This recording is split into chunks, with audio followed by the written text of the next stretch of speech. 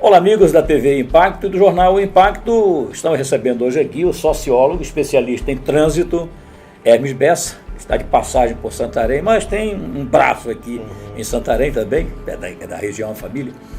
E como hoje está começando, neste dia 18 de setembro, a Semana Nacional do Trânsito, inclusive com a abertura oficial aqui em Santarém, a gente aproveitou para convidá-lo para a gente conversar alguma coisa aqui de interesse em relação à área do trânsito. Primeiro é sobre essa semana, né, Bessa? Semana do Trânsito, sempre aquela expectativa de se fazer alguma coisa para chamar a atenção da sociedade, para combater as irregularidades que são cometidas no trânsito. Isso é verdade, Oswaldo. Essa semana é uma semana que praticamente todo o Brasil para e volta a sua atenção para tentar fazer aquilo que nós chamamos de educação para o trânsito, né? Então, praticamente todos os municípios e os estados e também os órgãos federais envolvidos com essa parte de trânsito voltam as suas atenções para realizar ações, atividades, palestras, cursos, numa tentativa de conscientizar as pessoas para vários aspectos que envolvem a questão do trânsito, né? Dentre elas, o uso do capacete, o não uso de bebida alcoólica antes de dirigir, o não uso de drogas, por exemplo, o não uso de medicamento controlado também, né? E também questões ligadas, por exemplo, à parte de circulação, né? Que hoje um dos nossos grandes problemas envolve a questão da circulação. Falta de preferência, por exemplo, avanço de preferencial, avanço de sinal vermelho, dentre outros, né? Agora, a gente sabe que essa violência que ocorre no trânsito em todo o Brasil, isso causa um prejuízo, uma despesa muito grande para o próprio governo, né? Porque os acidentados vão para não apenas ocupar leitos de hospitais, né, de pronto-socorro, mas muitas vezes tem aquele caso mais grave, né, que tem questão de perda de órgãos, enfim. E como é que se analisa como é que se poderia fazer para diminuir isso aí? Por onde é que vai? Então, hoje no Brasil a média dos acidentes com vítimas fatais gira em torno de 50 mil pessoas, né? Então hoje morrem no Brasil, todos os anos, 50 mil pessoas. Se nós formos fazer uma análise, significa que todos os dias no Brasil caem aproximadamente um Boeing cheio de pessoas. Cheio mais ou menos, mais de 250 pessoas aproximadamente. Então essa é uma média, né? Isso a gente tirando a parte de pessoas amputadas, né, por causa do acidente, pessoas com traumatismo, pessoas com lesões permanentes, né, aí entra paraplegia, tetraplegia, né, que aí os dados são absurdos, são enormes, né, e fora os gastos, né, com os acidentes. Por exemplo, no Brasil hoje gasta-se em média 16 bilhões de reais, né. Então é muito dinheiro sendo gasto só na parte de acidentes de trânsito, né. Hoje a gente tem, por exemplo, no Hospital Metropolitano de Belém, de cada 100 leitos, 80 estão sendo ocupados por motociclistas, né? Então esse é um exemplo muito terrível, né? Digamos assim. Os gastos com saúde são significativos, né? Então, por exemplo, os governos eles deveriam avançar nessa parte de educação para o trânsito, né? Deveriam avançar nesse sentido, palestras nas escolas, cursos, treinamentos, isso tudo de forma permanente, e não somente ficar esperando, por exemplo, esse momento para fazer tudo isso, né? Mas a gente tem visto já bastante avanços, né? Por exemplo, um deles, Oswaldo, é a questão do agente de trânsito na via pública, porque de uma certa forma o agente ele acaba intimidando determinadas ações ilícitas, né? Ou que possa ocorrer uma infração de trânsito, por exemplo. Há uma cidade aqui no Pará que ela conseguiu reduzir o gasto com transporte aéreo, por exemplo. Então lá ela gastava aproximadamente 200 mil reais por mês. Hoje esse número está em aproximadamente uma redução de 90%, depois que os agentes foram para a via pública fazer um trabalho de educação e de fiscalização também. Certo. Agora, uma outra coisa recordar aqui, há pouco tempo foi desbaratada aquela quadrilha, né? De vez em quando acontece, não apenas aqui no Pará, mas em outros estados já aconteceu, de falsificação de carteira de habilitação. Até que ponto isso contribui também para que o trânsito seja essa bagunça toda? Isso contribui principalmente na questão do motociclista, né?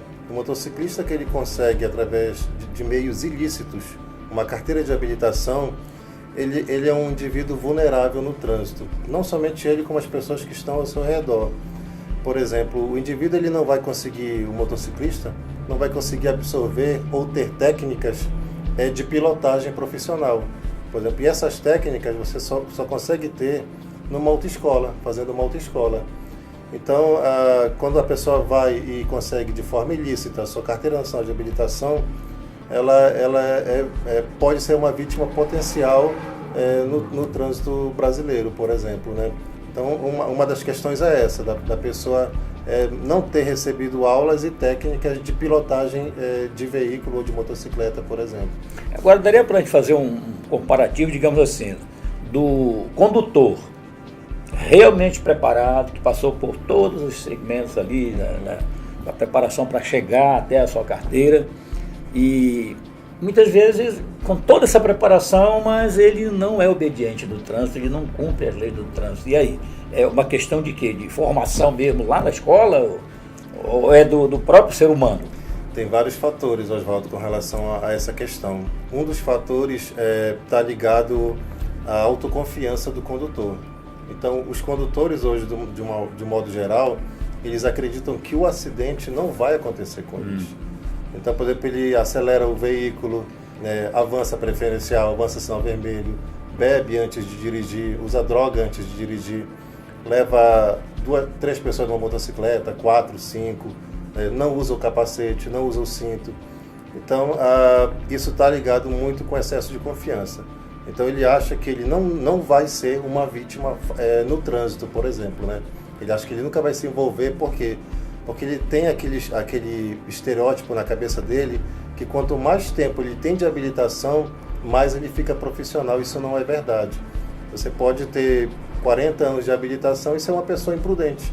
Pois eu diria assim, que o excesso de confiança leva a cometer imprudência. Cometer imprudência, o excesso de confiança. E algo também, uma questão cultural, né? Hoje nós temos um problema sério, especialmente no Pará, que é a questão cultural, né?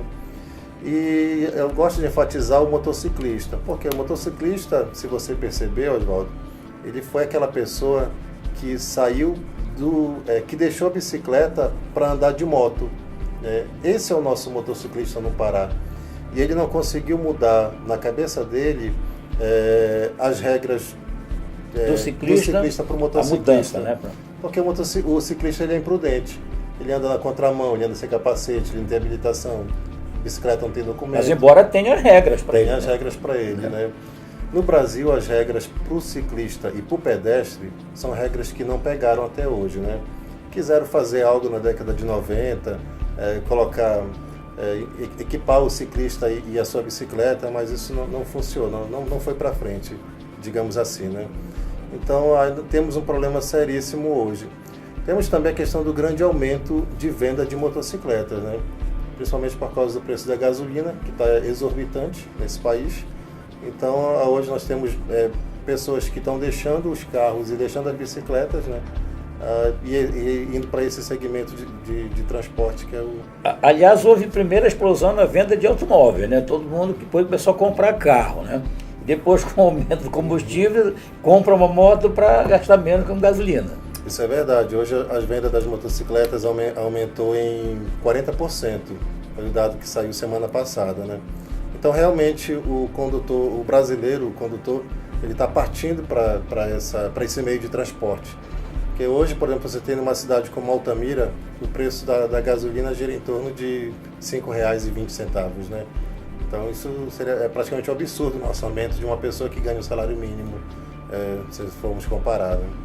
Bem, e antes de terminar, um especialista em trânsito, e inclusive que tem empresa que cuida na preparação dos futuros motociclistas e motoristas de automóveis, qual é o caminho a seguir e a empresa informa aí? O caminho a seguir é muita formação, né? O condutor ele precisa receber periodicamente essa formação, muita parte de educação para o trânsito, sendo feito em vários segmentos, né? Em vários setores, por exemplo, incluindo mototaxista, taxista, condutores de ônibus, veículos de emergência, transporte escolar, muitas palestras em escolas, que isso funciona também. As criancinhas, a base de toda essa educação, no nosso caso aqui no estado do Pará, ela vai acontecer a médio e longo prazo. Então a gente acredita que muita educação envolvendo crianças e adolescentes, no futuro muito próximo, há uma possibilidade da gente fazer uma correção nesses altos índices de acidentes que acontecem aqui no nosso estado do Pará. Então precisa educação para o trânsito, formação continuada, conscientização em vários setores, né? Principalmente setores profissionais dessa área do transporte e muitos trabalhos envolvendo escolas, crianças e adolescentes, principalmente. Aliás, hoje a própria criança, né, já chama a atenção do pai. Olha, falta colocar o cinto, né? Isso é verdade. Aí você olha, você passou no vermelho, né? Olha, você passou na advertência. Então isso é bom, que a criança já contribui. Isso ela aprende na escola. Aprende com certeza, né? E a gente vai ter, logo, logo, nós ainda vamos ver isso aqui no nosso estado, especialmente em Santarém, essas pessoas mais conscientes, né? A gente observa, de um modo geral, já depois de andar em 90 municípios no Pará, que há uma consciência das pessoas. Isso está avançando de forma gradativa. É pouco, mas está acontecendo. Então a gente acredita que nos próximos 15, 20 anos ainda vamos ver isso, vamos estar vivos para ver isso. O nosso trânsito paraense vai ser um trânsito bem melhor do que nós vemos hoje, né? Ok, a gente só tem a agradecer aqui ao Hermes Bessa sua participação e esses esclarecimentos, essas dicas importantes aí para quem já dirige e para aquele que pretende no futuro ter aí a sua habilitação tanto para dirigir moto como automóvel, um caminhão. Obrigado. Ok, muito obrigado pela oportunidade. É isso. É a TV O Impacto levando a melhor informação para você.